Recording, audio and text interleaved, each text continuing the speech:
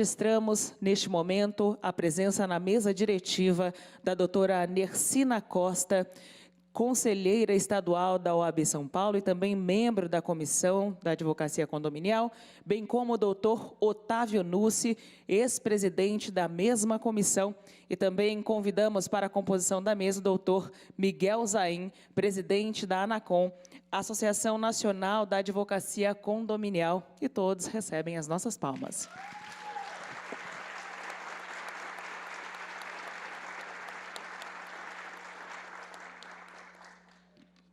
E para a apresentação do tema, a importância da especialização no direito condominial e a responsabilidade criminal do síndico profissional, convidamos o doutor Mário Luiz Sarrubo, Procurador-Geral de Justiça do Ministério Público do Estado de São Paulo, professor universitário e mestre em Direito pela PUC São Paulo.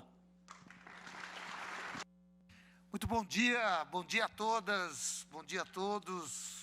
Grande alegria estarmos aqui, mas eu quero expressar uma alegria maior, porque eu estive aqui algumas vezes nesse auditório nos últimos 2 anos, e o auditório relativamente vazio, não porque o evento não contasse com o público, mas por conta da pandemia, as pessoas, os advogados, os profissionais, preferiam o virtual ao presencial. Mas como é bom estarmos aqui no presencial, né? Isso aqui definitivamente não tem preço. Então, muito bom ver um auditório lotado. Então, eu quero iniciar expressando a minha alegria de ver o sucesso deste congresso, mas mais do que isso, de poder aqui estar presencialmente com tantos profissionais, com tantos advogados, tantos profissionais dessa área tão importante para todos nós. Eu vou fazer uma rápida saudação aqui ao Dr. Rodrigo Carpati, que é o presidente da Comissão da Advocacia Condominial aqui da OAB e presidente deste congresso. Saudar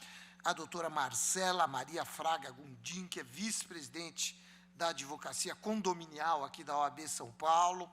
Saudar meu querido amigo doutor Fábio Ranada, que esteve lá no Ministério Público, me convidando pessoalmente para vir aqui. Segundo vice-presidente da Comissão da Advocacia Condominial da nossa OAB. Saudar a doutora Nercina Costa, que é conselheira da OAB São Paulo. Saudar o primeiro presidente da Comissão Condominial da OAB São Paulo, doutor Otávio Nucci. Saudar do presidente Miguel Zain, presidente da Associação Nacional da Advocacia Condominial. E pedir vênia aqui para saudar 2 queridíssimos amigos, doutor Márcio Espímpolo, professor Márcio Espímpolo, com quem tive a honra de organizar, talvez, o primeiro curso de pós-graduação em Direito Condominial da FAAP. Quer dizer, ele organizou tudo lá, eu só dei a estrutura. Não é? Então, uma alegria enorme revê-lo, doutor Márcio. E me permitam aqui, pessoal, doutor Renato Schwartz, grande advogado, querido amigo, corredor, então, companheiro de corrida de rua, que também é advogado e que muito me alegra aqui com a presença do doutor Renato Schwartz. Eu fui convidado para falar, trazer aqui algumas rápidas reflexões a respeito da responsabilidade penal, responsabilidade criminal do síndico profissional e tudo mais. É um tema bem interessante que nos leva, salvo melhor juízo, a uma reflexão a respeito da teoria geral do crime. E, para mim, fundamental, me permitam aqui, eu gosto de levar de modo informal, minha mulher é síndica do prédio, então eu preciso tomar muito cuidado, porque, afinal de contas, eu não quero, doutor Fábio, nenhuma responsabilidade penal para ela, e com repercussão no nosso patrimônio aí na área civil. Mas isso não é brincadeira, é sério. Minha mulher assumiu o condomínio faz 40 dias, e é interessante, né? Faltam 2 anos ainda, quase. Mas é muito interessante porque, quando o doutor Fábio me convidou, foi lá atrás, eu não tinha noção de que isso ia acontecer, e é pelo fato de eu não poder estar na reunião, senão eu não teria permitido isso de jeito nenhum, né? Mas, quando eu cheguei em casa, eu tenho uma novidade, eu sou síndica do prédio. Eu disse, meu Deus do céu, o que aconteceu? Mas, enfim, E essa reflexão é importante, até interessante, porque quando ela me disse isso, cheguei à noite para variar à tarde em casa, falou, teve reunião, pediram para eu assumi, eu sou síndico, eu falei, então, primeira coisa que você vai fazer é interditar o parque infantil e todo aquele lado do prédio que as pastilhas estão caindo, porque vai cair uma pastilha na cabeça de uma criança e, a partir de agora, a responsabilidade penal pode vir a ser sua. Não é? Então, aqui a gente começa a entrar um pouquinho nesse tema tão importante, que é a responsabilidade criminal, claro, do síndico profissional, mas também, por que não, do síndico, lá, morador e tudo mais, porque há sem sombra de dúvida, algum nível de responsabilidade. Eu venho do Ministério Público, sou Procurador-Geral de Justiça, estou há 33 anos no Ministério Público de São Paulo, hoje Procurador-Geral, até abril de 2024, mas a minha história, a minha carreira na instituição, ela foi construída justamente na área criminal, E é interessante, me fez refletir, eu tentei achar nos meus arquivos, acabei não achando, mas eu tive caso de processo promovido contra síndico, por responsabilização envolvendo elevadores, manutenção de elevadores e mortes que acabaram acontecendo por problemas que podem acontecer. E isso exige, de fato, uma reflexão de todos nós, na medida em que, quando se assume, profissionalmente ou não, o cargo de síndico, há, sem sombra de dúvida, não tenho a menor dúvida, que nós temos, sim, alguma possibilidade de responsabilidade criminal, e a gente tem que ter um olhar para isso. E aqui a importância do papel do advogado. Normalmente, o advogado que mexe com direito condominial é um advogado que conhece Código Civil, conhece os contratos, conhece tudo, mas não sabe muito de direito penal. Eu sou o contrário. Eu sei um pouquinho de direito penal e nada de contratos e direito civil e etc. e tal, porque 33 anos depois, até o Código Civil já mudou, Código de Processo também, e eu confesso que eu travei minha carreira na área criminal. Então, eu vou trazer um pouco do direito penal, procurar trazer aqui algumas reflexões e, enfim, instigar aqui algum tipo de debate em torno de algumas situações que eu acabei colacionando aqui, me preparando e me inteirando desse tema, que é realmente muito importante e muito presente, notadamente no estado como de São Paulo e na cidade de São Paulo, onde nós temos aí um mar de condomínios, de prédios, condomínios verticais, horizontais e tudo mais, e eu tive com o pessoal do Secov outro dia, eles querem construir cada vez mais. Então, vai aumentar o mercado para vocês aí. Eu tenho um filho que está se formando advogado, Márcio, eu vou pedir para trabalhar com você lá, porque acho que é o futuro, realmente essa questão do condomínio. Mas, sendo muito franco, a gente tem que olhar o papel do síndico à luz do Código Civil, à luz do Código Civil. E o Código Civil deixa muito claro, e aí os senhores conhecem, eu vou me furtar a dizer o artigo do Código aqui e tudo, porque todos sabem, o síndico é responsável por tudo que acontece no condomínio, ele assume, na nossa visão, inclusive, aqui já trazendo um pouco para a perspectiva do direito penal, ele assume o papel de garantidor de algumas situações do condomínio. Fiquei feliz que vários fizeram assim, então eu não estou errado. É o papel de garantidor de algumas situações de condomínio. E quando a gente pensa nesse papel de garantidor, isso tem reflexos importantes no direito penal. O primeiro aspecto, e quando a gente tem que lidar com o síndico que não tem formação jurídica, o primeiro medo é sempre a responsabilidade penal. Ele fala, nossa, eu vou ser preso por causa desse fato, e etc. e tal. E nós que somos profissionais do direito, a gente tem sempre que lembrar um aspecto fundamental, que é, olha, muita calma nesta hora, porque o direito penal no Brasil, nós todos sabemos, ele está escorado na responsabilidade subjetiva. Ou seja, é preciso dolo, é preciso culpa. Então, não há falar em responsabilidade penal sob qualquer hipótese ou sob qualquer prisma ou vertente, se o síndico, seja profissional, seja o síndico morador do prédio, não tenha atuado dolosamente ou culposamente. E aqui é sempre bom lembrar esses conceitos básicos de dolo, não é? Dolo, intenção, consciência, voluntariedade, quero realizar o comportamento e quero o resultado. Acho que não é disso que estamos tratando aqui, a não ser quando a gente pesquisa, e eu me lembro lá atrás de um processo em que era a apropriação indébita pelo síndico, né? E tem a majorante lá que fala em síndico no Código Penal, lá no artigo 168, né? Mas esse não é o síndico que nós estamos tratando aqui, é o síndico da massa falida, lá da liquidação, etc. e tal. Então, isso já está pacificado, inclusive, nos tribunais superiores, e esse é caso de dolo, apropriação indébita. Quero crer não seja este o tema da nossa fala hoje aqui. A nossa fala hoje aqui, ela está estruturada fundamentalmente na culpa. É olharmos para essa responsabilidade civil de garantidor do condomínio e trabalharmos um pouquinho os aspectos da culpa penal, porque é o nosso dia a dia, o que a gente pode estar se deparando no dia a dia nos condomínios, e o mais importante, naqueles condomínios aqui em São Paulo é uma cidade antiga, não é? São Paulo é a capital do Brasil, que em primeiro lugar teve os arranha-céus, os prédios, os grandes condomínios verticais, não é?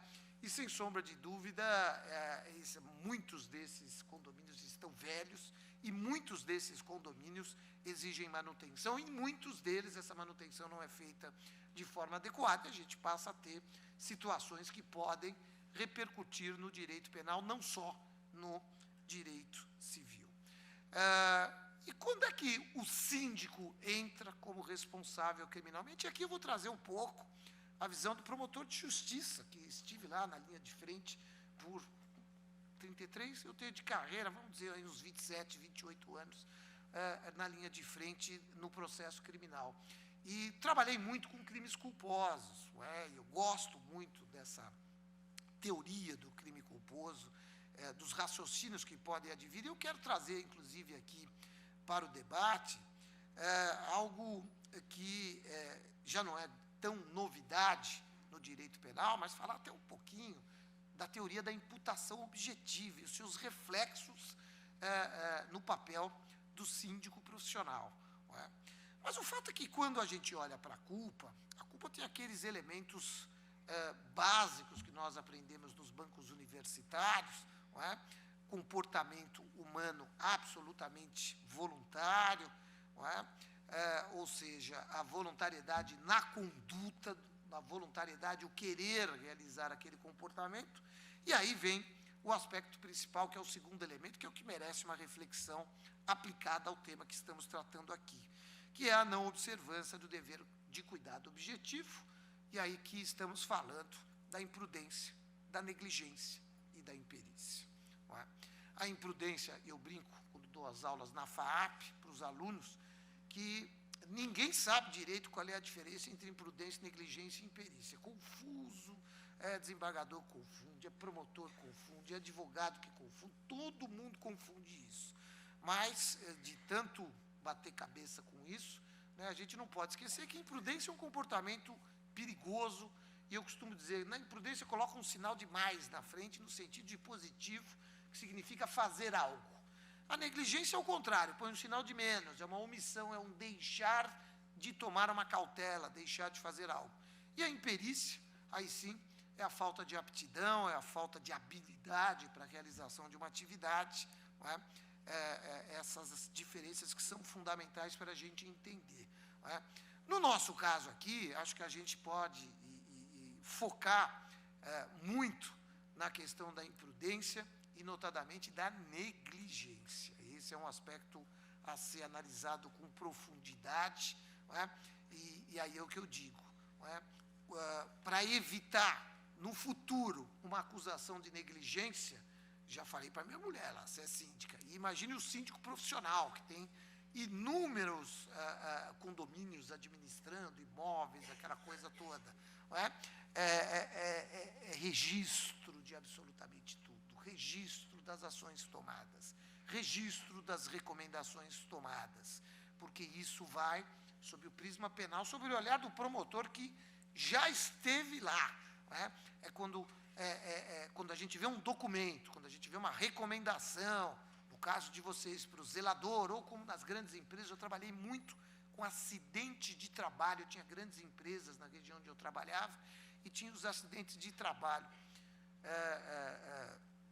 E hoje tem um filho, engenheiro civil, que está começando a mexer com isso, e eu falo para ele, meu filho, tudo no papel, muito cuidado, porque sempre tem aquela situação do servidor que não usa o capacete, que não usa o cinto de segurança, etc. e tal, mas o engenheiro de segurança tem responsabilidade? O engenheiro de segurança tem. Se ele não fiscalizou, o engenheiro de segurança tem. Se ele não orientou, o engenheiro de segurança responde por homicídio culposo. E eu tinha lá uma grande siderúrgica que estava na minha área, e os servidores saíam à porta para o almoço, para comer a marmita, e ficava o sujeito lá vendendo cachaça. Né?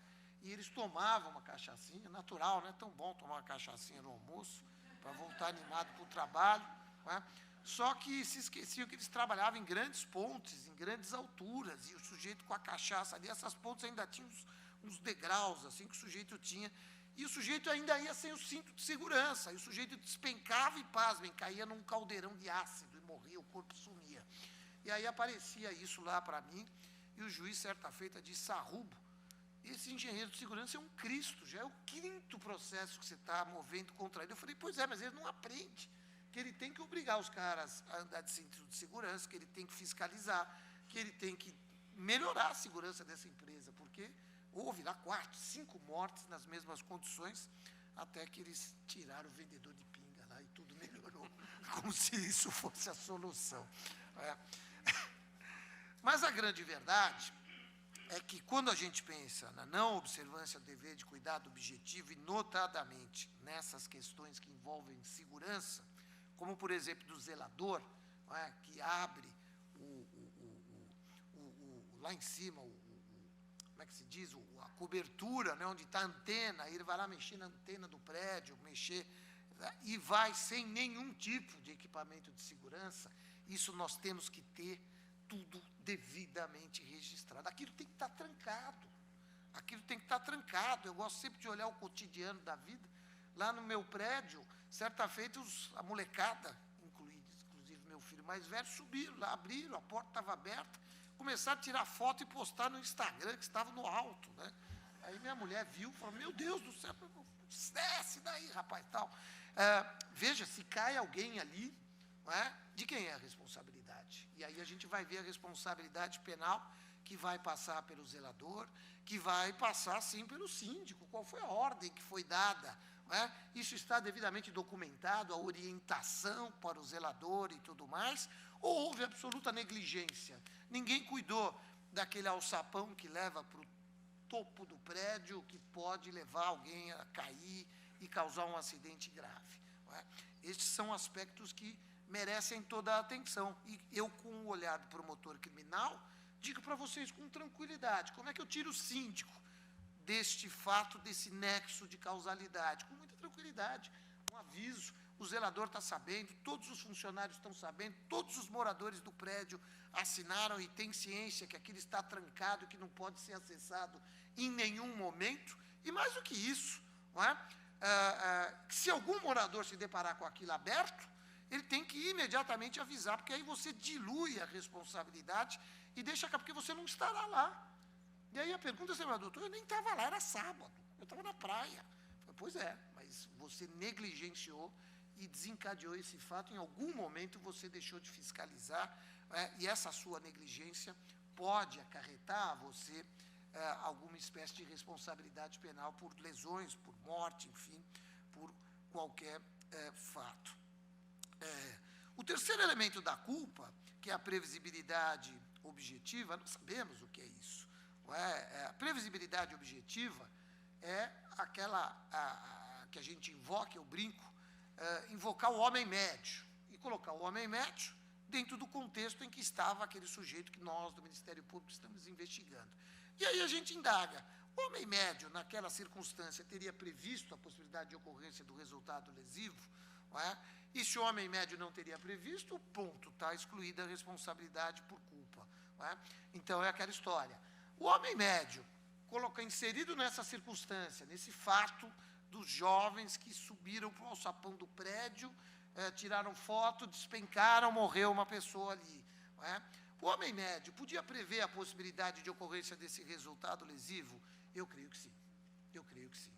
Portanto, todos os cuidados devem ser tomados nesse aspecto. Todos os cuidados devem ser tomados nesse aspecto. O poço lá embaixo, crianças correndo, lá em cima o teto, varandas e tudo mais, tudo isso tem que ser previsto, porque o homem médio antevê. Como eu fui o homem médio lá no meu prédio, que já tem mais de 30 anos, e as pastilhas estão caindo. E eu ando ali com o meu cachorro embaixo, e eu vejo as pastilhas no chão, e eu disse para minha mulher, vamos interditar isso, porque vai cair uma pastilha lá do 19º andar, na cabeça de um bebê, cai do jeito que a gente tem sorte, cai na cabeça do bebê, não é? E o prédio vai ser responsabilizado, e aí nós vamos ter que olhar quem é o responsável por isso, sob o prisma da pessoa física, né? Se bateu no zelador, se bateu no síndico, se bateu na administradora e assim por diante, qual é o papel desses profissionais envolvidos nesse contexto. E a gente vai sempre perguntar, o homem médio, o profissional médio, teria tomado as cautelas, e vocês, imagino, com todas as regras, com todas as leis, e sempre tendo o olhar para a posição de garantidor do síndico, com absoluta certeza, devem recomendar e garantir, por escrito, fazer todo mundo assinar, tomar ciência, no velho e bom processo físico que a gente tomava ciência no papel. Não é? É o que eu estou fazendo lá na minha casa e pedindo para minha mulher fazer, tomando todos os cuidados devidos. Porque aí vem o resultado, que obviamente ninguém quer, não é? Que é a morte, que é a lesão corporal, que é o fato grave, e isso, claro, todos nós sabemos, é crime, está lá no artigo 129, parágrafo 6º, ou 121, parágrafo 3º do Código Penal, e a gente acaba tendo aí um debate muito grande, um problema muito grande, seja por conta de vidas que se perdem, ou de lesões corporais que podem, porventura, acontecer, mas para aqueles profissionais que estão envolvidos na situação, insisto, de garantidor do condomínio, isso pode representar algum tipo de responsabilidade no aspecto penal. E aí aquela distinção, uma coisa é o condômino que mora lá, né, como é que minha mulher que é aposentada, fica lá o dia inteiro enchendo o saco do porteiro, etc. e tal, né, ou o síndico profissional, que está lá no seu escritório, que administra inúmeros imóveis, etc. e tal, né, como temos aí, e acho que é a grande maioria, que é o grande mote da nossa fala aqui. Eu tenho aqui comigo, sob o prisma da responsabilidade penal, se ela existir, mesmo o síndico profissional, eu não vejo um olhar diferenciado entre o síndico morador, que está lá todo dia, e o síndico profissional. A responsabilidade sob o prisma penal, na questão da omissão, da negligência, na questão desse nexo causal entre um fato lesivo, entre um fato que possa vir a ser típico, ilícito, criminoso, eu não vejo nenhuma diferença. Então, a responsabilidade é a mesma. Por isso que eu rogo, não é, a vocês que, para que a gente possa evitar esse tipo de situação, documentar tudo é algo fundamental. Treinar os servidores é algo fundamental. E documentar o papel de vocês, né, na medida em que vocês, olha, aconteceu, mas não foi por falta de eu alertar. Aconteceu, mas eu tenho todos os equipamentos de segurança. O síndico subiu no prédio, no apartamento da dona Maria, e foi resolver um problema na grade do outro, o síndico zelador, daí foi resolver um problema na grade e caiu para o lado de fora. Não é? Então, essa advertência nós temos que ter conosco também garantido. O zelador pode, talvez, prestar serviços ali, ajudar o morador nesse ou naquele aspecto, mas sempre observando as regras de segurança do trabalho. Não é? E deixando claro também para o morador que eventual serviço que seja feito por funcionários do prédio ou mesmo pelo zelador dentro do apartamento, a responsabilidade pelos aspectos de segurança do trabalho é dele e deixa de ser do condomínio, porque sempre tem aquela vizinha chata que chamam, você faz isso para mim, mexe na eletricidade, aí não cuidou direito da fiação do apartamento, dá um curto, morre o zelador ali, e aí como é que fica? Ele mexeu, estava sem bota de borracha, tem todas aquelas normas regulamentadoras de segurança do trabalho, né, que em dado momento da minha carreira, de tantos processos que eu tinha de acidente de trabalho, eu fui obrigado a estudar algumas delas, e elas são importantíssimas para o nosso dia a dia, e elas devem ser motivo de preocupação para os senhores e para as senhoras, administradores, aí gestores e advogados que mexem com esse direito condominial. Agora, um aspecto que eu queria chamar a atenção dos amigos e das amigas é a questão do nexo de causalidade. Né? Quando nós estudamos essa questão do nexo causal, nós nos lembramos lá das aulas da faculdade. Eu andei falando muito essa semana, vou tomar uma aguinha que eu estou rouco. Das aulas da faculdade. E quando a gente pensa no nexo causal no campo criminal,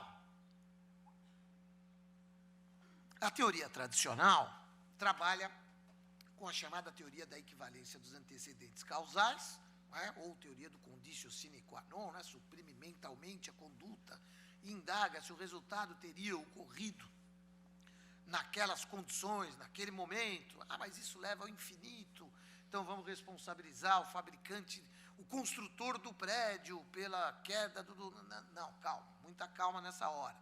É claro que a gente tem que ter o dolo e a culpa no comportamento, sob pena de não haver falar em nexo causal, mas é em função dessa grande crise que viveu a teoria da equivalência dos antecedentes causais no mundo do direito penal, que surgiu no final do século passado a chamada teoria da imputação objetiva, que traz novas perspectivas para a formulação desse nexo causal, trazendo um conteúdo mais jurídico para a causalidade no direito penal. E isso tem, evidentemente, uma repercussão em fatos que possam afetar o dia a dia dos responsáveis, do síndico profissional, ou mesmo daquele síndico do prédio morador ali que vive o dia a dia da habitação.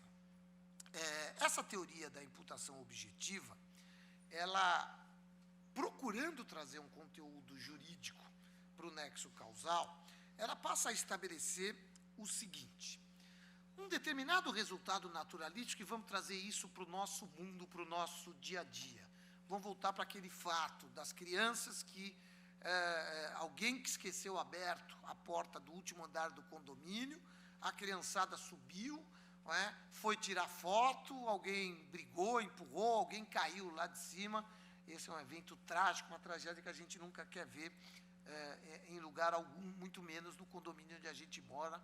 Não é? Como é que a gente poderia trazer, dentro da teoria da imputação objetiva, a responsabilidade para o síndico e para o síndico profissional?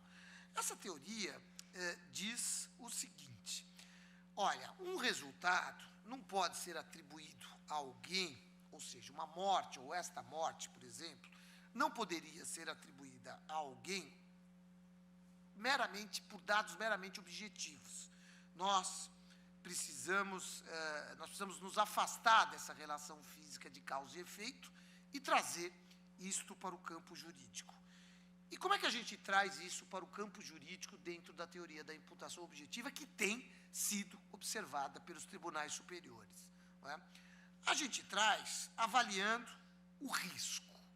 A grande questão é o risco, e era aqui que eu queria chamar a atenção dos senhores e das senhoras. A pergunta que se faz dentro da teoria da imputação objetiva é: o comportamento do sujeito criou um risco para a ocorrência do resultado?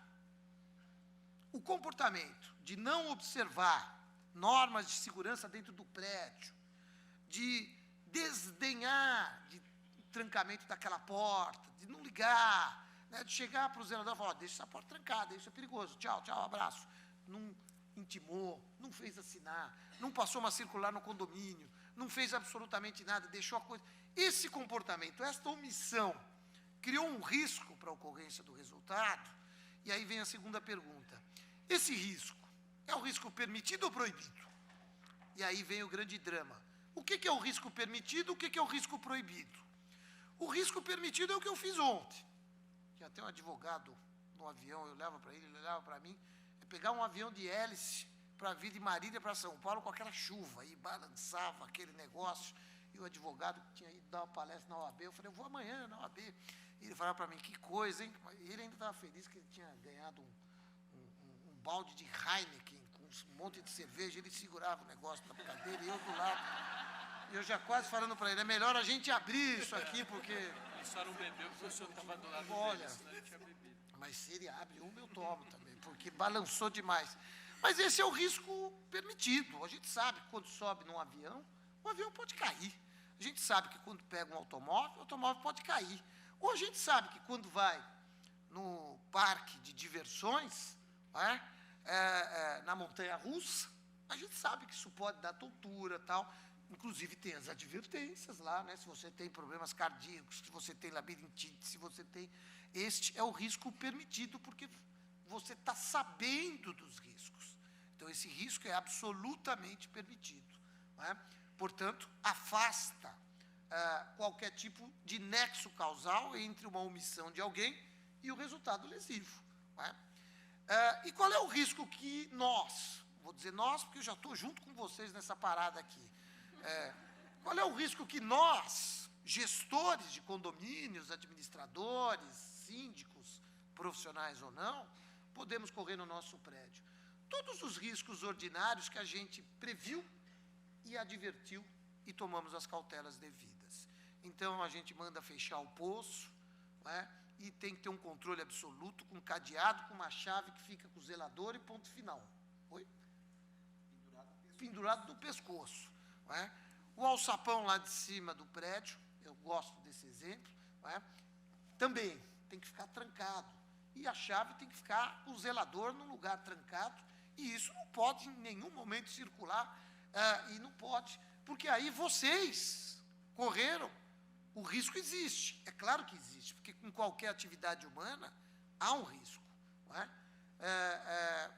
Mas esse risco é permitido, está dentro das regras. O chamado risco permitido é, na verdade, o risco que está dentro dos padrões, como foi o avião, ontem estava balançando, tal, não é? E a gente olhava e falava, não, o comissário falava, é normal, isso aqui é normal. Turbulência não cai avião. Eu falava, tá bom, eu acredito.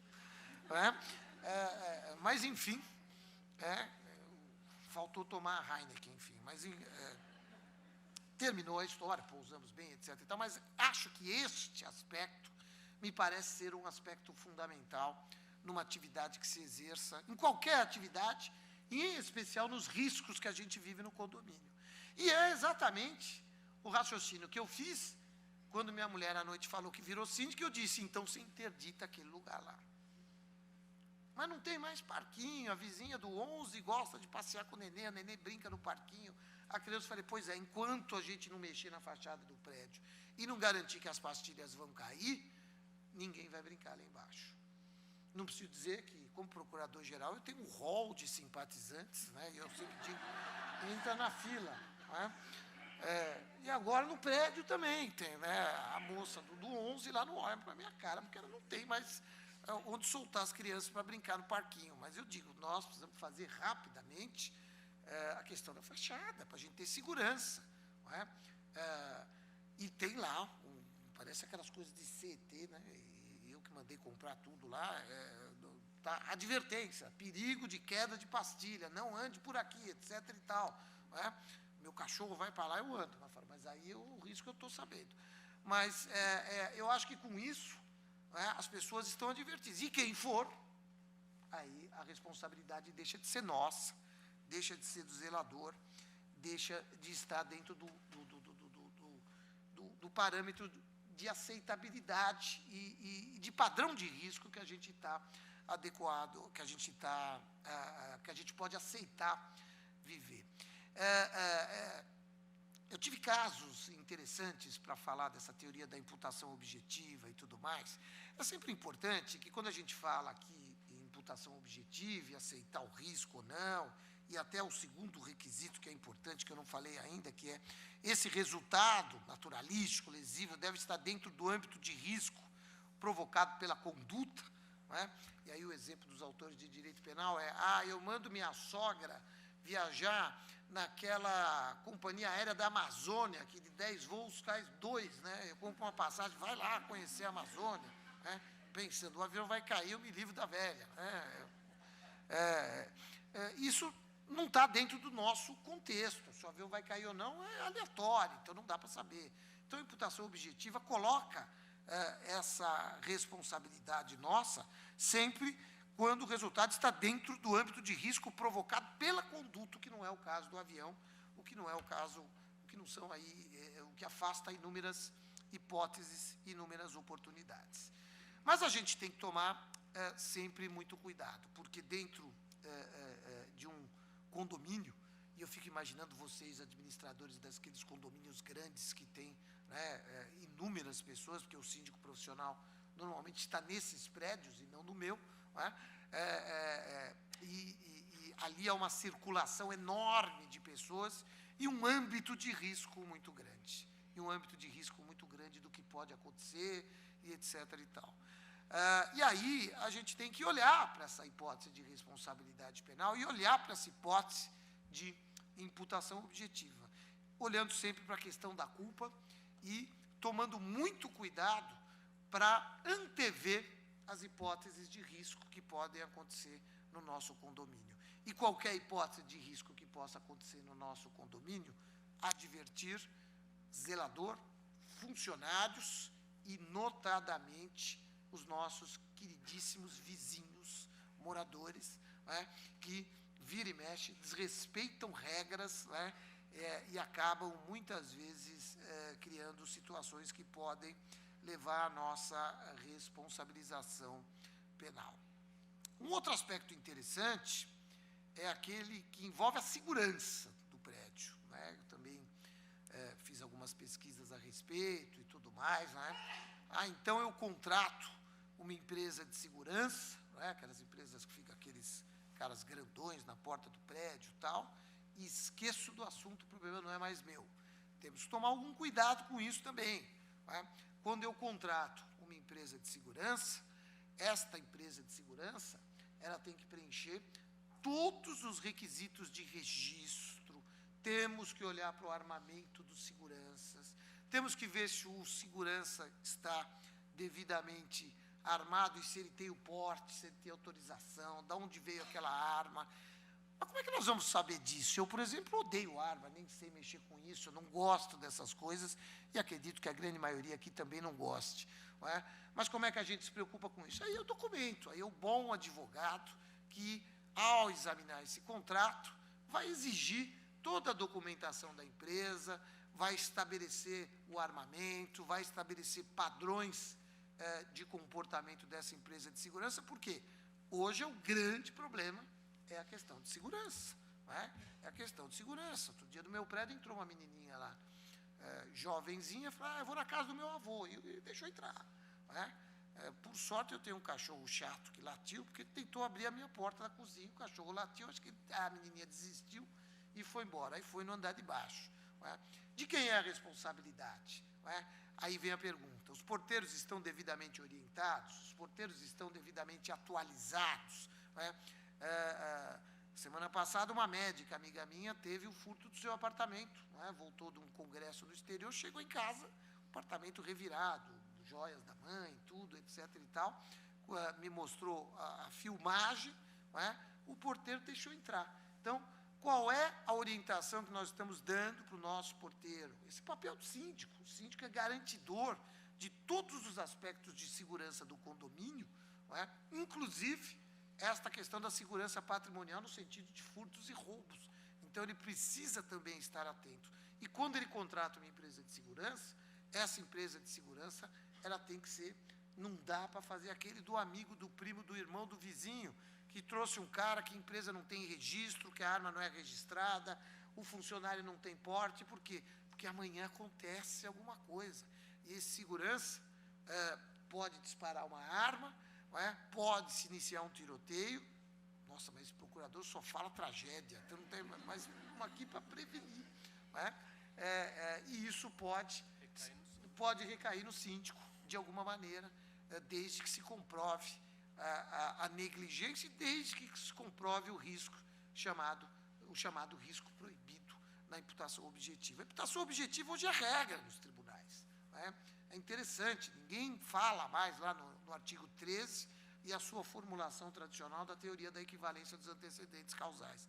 Na nossa mente, a gente sabe, e a gente tem que ter muito claro, na mente do administrador, na mente do síndico, nós temos que ter muito claro o âmbito de risco, o risco que existe nos imóveis, nos condomínios que nós estamos administrando. E, tendo esse olhar dos riscos que nós identificamos ali, é a partir daí que nós temos que tomar as providências para fazer com que esse risco deixe de ser proibido, e ele deixará de ser proibido a partir do instante que todos, moradores, funcionários, zelador, estiverem advertidos, e a partir do momento em que nós tenhamos tomado todas as cautelas para evitar que esse fato, que esse risco se concretize com lesões, morte e algum tipo de prejuízo para quem quer que seja. Então, eram estas as reflexões básicas que eu queria trazer aos amigos e às amigas, procurando trazer um pouco do olhar do direito penal, né? E tomando, claro, muito cuidado com a questão do dolo e da culpa, né? Porque eu costumo dizer o seguinte, né?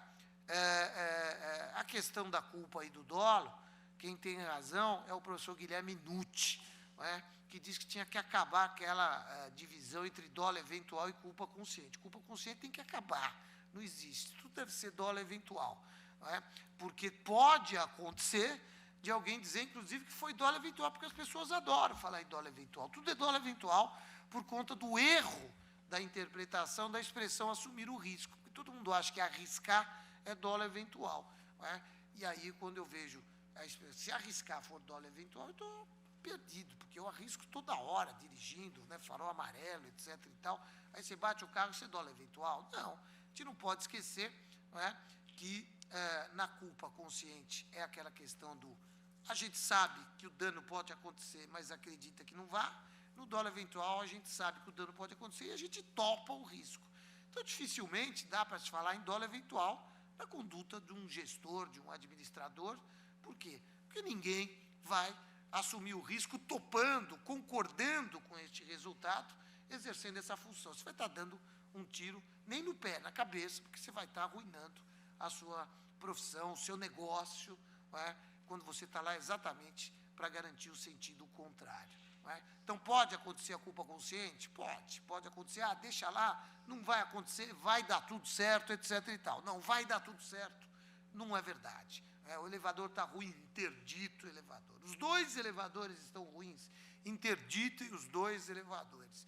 Estive em Marília, lá no fórum, no prédio do Ministério Público, não é? E são 3, 4 andares lá no prédio, e outro dia, e os colegas mencionaram, ficou o elevador quebrado 20 dias, e ele estava falhando, estava parando no meio, etc. e tal. Aí alguém...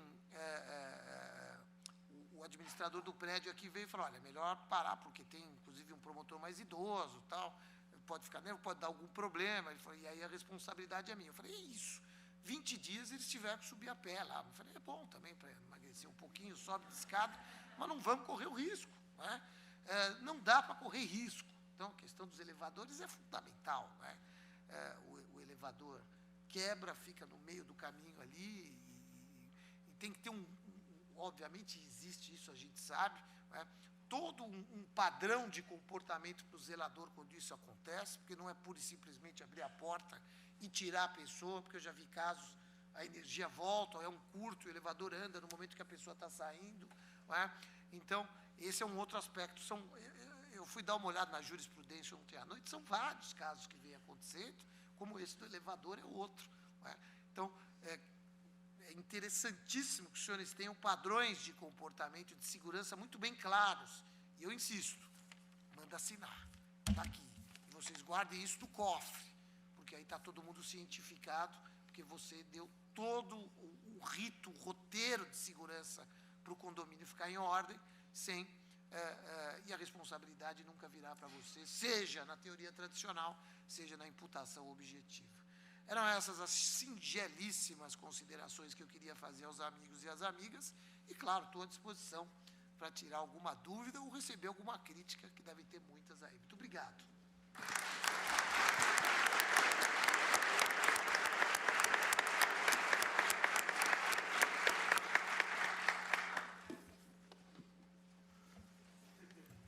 agradecer mais uma vez o Procurador-Geral de Justiça, Dr. Mário Luiz Sarrubo, pela brilhante explanação e tão essencial para o nosso dia a dia. Então, mais uma vez, o advogado, como diz Carnelucci, é o primeiro juiz da causa. Então, nós, como advogados da área condominial, temos o dever de orientar os nossos clientes para que trabalhem na prevenção desse tipo de situação.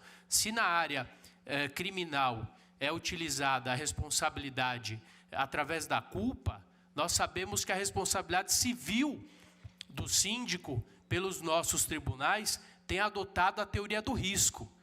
Então, há uma tendência cada vez maior da objetivação da responsabilidade civil. Então, os nossos gestores, os nossos condomínios têm sido responsabilizados através de situações que a culpa não prevalece. Então, basta que a conduta esteja relacionada através do nexo causal com o dano, o gestor pode ser responsabilizado na seara civil. Então, é muito importante que nós observemos essas colocações da seara criminal. Lembro de uma situação vivenciada num condomínio há muitos anos atrás. Meu pai está aqui, não me deixa mentir, pelo menos não sozinho. Ele até saiu num caso de uma senhora idosa que caiu no poço do elevador e veio a óbito, e esse síndico foi indiciado por homicídio culposo. E quando a situação chegou no Ministério Público, na acusação, o que foi observado, se existia a culpa do síndico. Então, aquelas plaquinhas que muitas vezes são negligenciadas, não entre no elevador se o mesmo não estiver parado, a manutenção, a BNT, para que eu vou fazer aquela reforma, o guarda-corpo, foi a defesa daquele síndico que conseguiu se eximir porque não existia a culpa desse síndico no exercício da atividade, corroborando com o que o doutor Sarrubo muito bem explanou. Então, mais uma vez agradeço, quero deixar as portas abertas, quero que o senhor volte, porque a explanação foi riquíssima. Nós vamos fazer um breve intervalo e voltamos daqui a 1 hora depois do almoço para dar continuidade aos trabalhos.